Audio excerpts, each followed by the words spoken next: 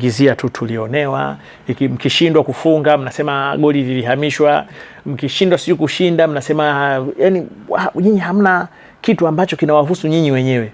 Yani kila kikitokea kitu lazima mumsakizie mtu fulani. Na ipendezi sana kwenye mpira watu kwa wanalalamika kupitiliza. Kijembe ya tukio kubwa ni la Djigui Diarra.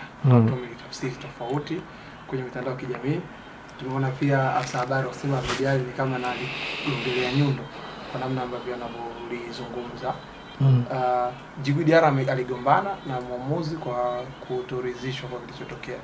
Lakini pia tukio la kuonyesha dole la kati kwa wanahabari, hii imekuwa ni tofauti. Kwako lipi neno lako kwa uongozi wa Yanga, lakini kwa wachezaji na kamati ya nidhamu ya bodi ya ligi? Kamati ya nidhamu ya bodi ya ligi nafikiri wanajua cha kufanya wao wenyewe. Unajua mara ya mwisho mimi nafikiri nilizungumzia kamati kwa vile walishindwa kumwadhibu, ilikuwa ni nafikiri Baka kutokana na alichokifanya. Kwa hiyo kamati tuwaachie, nafikiri itakuwa ni mtihani kwa sisi kuona wanaweza kuifanyaje kazi yao.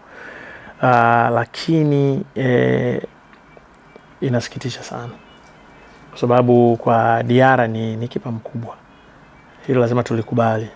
Ni kipa mkubwa, ni kipa ambaye ametoka kwenye AFCON, kipa wa timu ya taifa ya Mali, moja ya timu zenye uwezo sana wa mpira barani Afrika na heshima kubwa kwenye soka la Afrika. Lakini anachezea kwenye moja ya klabu zetu mbili kubwa hapa Tanzania. Hautarajii kuona kwa kosa lake yeye anafanya kosa alafu anakwenda kusababisha vurugu kwa mwamuzi, akionyesha anataka kumvamia mwamuzi.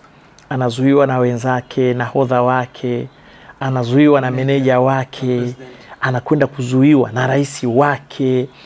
Yani mimi kwangu nilipata hisia, nafikiri Diarra ameanza kuhisi ni mkubwa kuliko kila mtu katika klabu yake. Na nilitarajia ndani ya siku 2-3 kama muungwana angeweza kuomba radhi. Ya kusema kwamba mimi labda nilikuwa na temper ya mchezo na kadhalika na kadhalika. Kwa sababu by nature watu washindani, na kwa level kama mtu Diarra na mimi naweza kawa furahi kupoteza. Ni jambo la kawaida sana, lakini hakuna aliyemfanyia foul. Na kwenye football mnaweza kugusana na makosa makubwa ya defense yao. Mimi nilifikiri mambo mawili angeweza kutokea pale. Either yeye Diarra angeweza kumwambia mtu njoo ukae huyu bwana, hebu pambana na huyu, mimi ni concentrate na mpira unaokuja, au wao wenyewe mfano kina Mwamnyeto na wenzake wangeweza kukimbilia pale kwenda kupambana na yule, kwa sababu hakuna anayemzuia yule kusimama pale, ni uwanjani. Na bahati nzuri yule alikuwa amesimama mbele ya Diarra, hakuwa yeye ndo anamvuta Diarra, na Diarra ndo alikuwa anajaribu kumsukuma yule bwana, ambao kwenye football inapotokea kwenye adhabu au kona, kwenye hizo set pieces zote, hali ile inaweza ikatokea, ni kitu cha kawaida kabisa. Kwa hiyo mimi sikuona kosa la maamuzi, hakuna sababu ya kumvamia maamuzi. Yani zile vurugu labda alikuwa anawafanyia wachezaji wenzake kwa kushindwa kumdhibiti yule bwana, labda namna hiyo. Kwa hiyo kwa kifupi, Diarra ndo aliruhusu bao kwa kosa lake yeye mwenyewe, na nafikiri ilikuwa labda ni aibu tu ya kiutu uzima kutaka kujaribu kuonyesha kwamba yeye si mhusika na kadhalika. Lakini alichokifanya kwa mwamuzi ni kumvunjia heshima mwamuzi na kuvunjia heshima mpira wetu, ambao ni jambo baya sana. Lakini imekwenda kuongezeka hadi kitendo cha kuonyesha kwamba hauwezi kuwasikiliza wenzako, hauwezi kumsikiliza meneja wako, lakini hata na rais wako naye analazimika kukukaba. We ni nani by the way?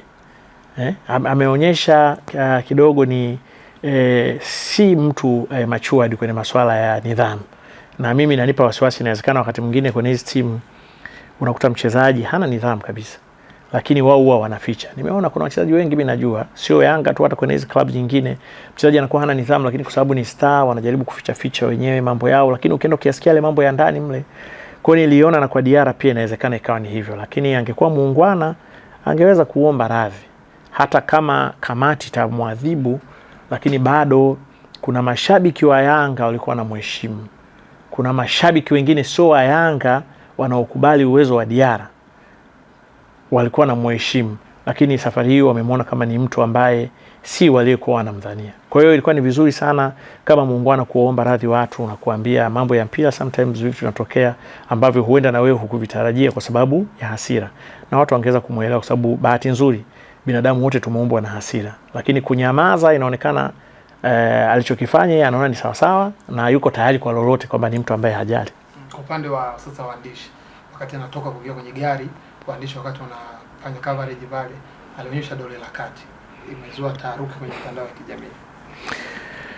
Sijui mimi niwaambie nini waandishi, kwa sababu sisi ambao mfano kama ningekuwa mimi niko pale ningekuwa na cha kusema na ningeweza kuandika, lakini nimeona waandishi, inawezekana kipindi hiki labda waandishi dole la kati haliwaumi sana.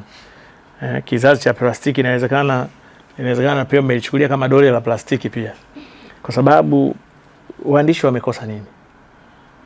Waandishi wamemfanya nini Diarra? Na ndio maana nimekuambia kwenye hiyo sasa, angekuwa ni mtu muungwana angeweza kuomba radhi. Na nikuambia kitu kimoja ambacho sasa, wakati anakwenda kuwatukana waandishi, manake alikuwa amerudi vyumbani, ameisha kaa, ameisha poa, akatoka tena fukaja kawatukana tena waandishi.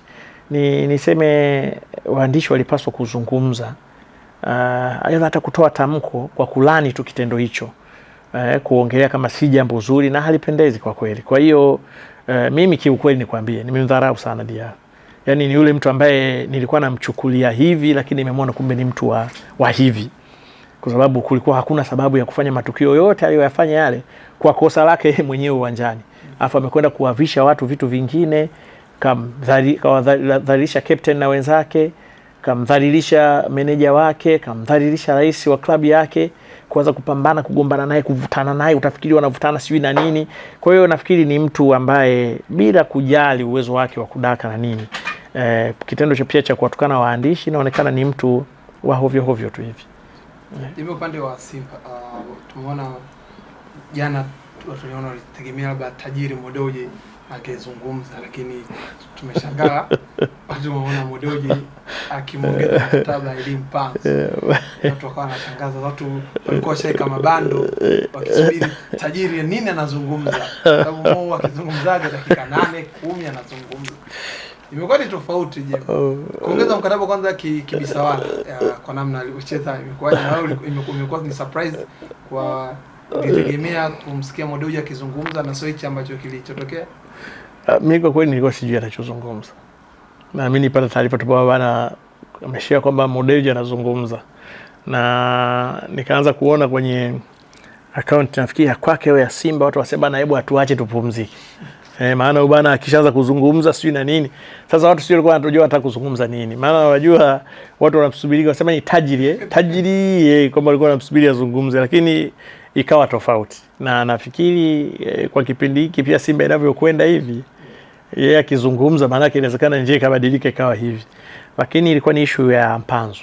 Na issue ya Mpanzu hata mimi nilikuwa surprised, kwa sababu kulikuwa kuna siasa tope nyingi zilitembea ambazo nafikiri huenda na Mpanzu zilimkamata za kuanza kuonyesha kwamba Mpanzu anaipenda sana Yanga.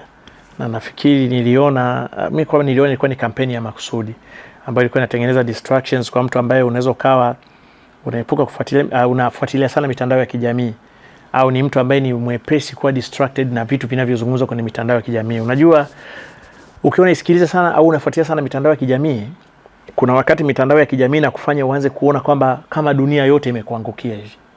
Kumbe ni watu 15 au 20 tu ndio wanazungumza na wewe na wanazungumza na yale maneno, na ikiwezekana ndio wanakutukana. Na kuna mwingine hajui kabisa kinachoendelea wala hajawahi kusikia hata unatukana. Sasa kuna ufundi au kuna uzoefu wa kuikabili ile mitandao ya kijamii kwa watu kama sisi hivi. Ndio maana niona mimi sijawahi kubabaika na mtu yoyote. Hata wale wanaotukana saa zingine wengine hata siwaoni, na hata nikiona wala sijali, I don't care. Na kama kuna kitu kingine cha kuwakandika cha ukweli na kandika pale tena wanakasirika, mimi ni kazi yangu kuwakasirisha tu, lakini najua kitulia wanaelewa. Sasa kwa Mpanzu inawezekana mimi nilimuona kipindi hiki kwamba kama alikuwa vile mitandao ya kijamii imemkamata. Lakini hakuna kati yetu anaweza kusema Mpanzu si mchezaji mzuri. Na kwa kipindi hiki baada ya Mpanzu kuwa sasa amesaini mkataba mwingine na Simba, kwanza mimi nafikiri ameonyesha imani kubwa na klabu yake, na ameweza kuwashinda wale wote walioendesha siasa tope kumtaka kumuonyesha kwamba yeye anapenda timu fulani na sio anayoichezea. Hilo la kwanza. Lakini la pili nafikiri ni kipindi ambacho mashabiki wa Simba wanapaswa sasa kumuunga mkono. kwamba huyu ameamua kubaki na sisi na ameonyesha yeye ni yuko tayari kuwa na Simba. Kwa hiyo wamuunge mkono kwenye vipindi vya upside down ambavyo vinampitia, kwa sababu nilipewa story nyingi na nafikiri nimewahi kuzihadithia huko nyuma. Mara sio aliibiwa nani yake, sio kapotea, sio. Sasa hivyo vitu vinawezekana kwa tunatoka kwenye nchi ambazo zina tamaduni tofauti. Lakini hata hapa sisi Tanzania tuna mikoa ina tamaduni tofauti pia. Kwa hiyo unaweza kuwa unaamini kitu hiki, mimi siamini. Kwa hiyo kwangu mimi naona ni sawa. Kwa Simba kumsajili Mpanzu, kumuongezea mkataba wa miaka 2 ni faida. Sababu ni mtu bado anaweza kaisaidia Simba. Kwa hiyo kama amelifanya hilo jambo mwekezaji wao, nafikiri ndio maana ametokeza sasa hivi. Nani Mohamed Dewji. Anafikiri amefanya jambo zuri sana na ninaamini litakuwa ni ombi la benchi la ufundi. Kwa sababu siamini Dewji anaweza toka msajili Mpanzu bila benchi la ufundi kwa linamhitaji. Na ukiangalia sasa hivi wana Libase pamoja na Ura. Sasa hawa wanapofanya vizuri, ukiona mtu tena kama Mpanzu unaweza kumuongeza, una mtu kama Morris unaweza kumuongeza, ndio ile maana ya kuwa na kikosi kipana. Kwa sababu siku moja huyu anaweza kawa na kadi, siku moja huyu anaweza kawa anaumwa au kaumia.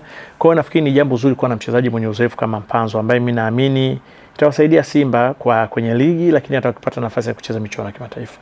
Kauli ya mwenyekiti wa bodi wa Simba unaizungumzaje kusema kwamba ligi watu wache maigizo, ligi kichezwa kwenye muundo wa ligi kweli. Tutakuwa na ligi tamu, na akatolea mfano mechi ya Simba, kaangalia mechi zetu za Simba hazina maigizo. Hii kauli unaitafsiri vipi? Kuitafsiri kauli ya mtu kuna ugumu kidogo. Lakini mimi nilimuelewa, sijajua kama kwa upana wa kauli yake yeye. Lakini alichokuwa nataka kwamba ligi ichezwe. Tuachane na mambo ya mimi nilichoamini kwamba waamuzi wachezeshe kwa haki, ratiba iwe imepangwa imenyooka, taratibu zote za mpira zifuatwe, kusio kuna mambo mengi nje ya uwanja. Mimi ndio nilielewa hivyo. Kwa sababu ukiangalia knock point yake ni kwamba mpira uchezwe.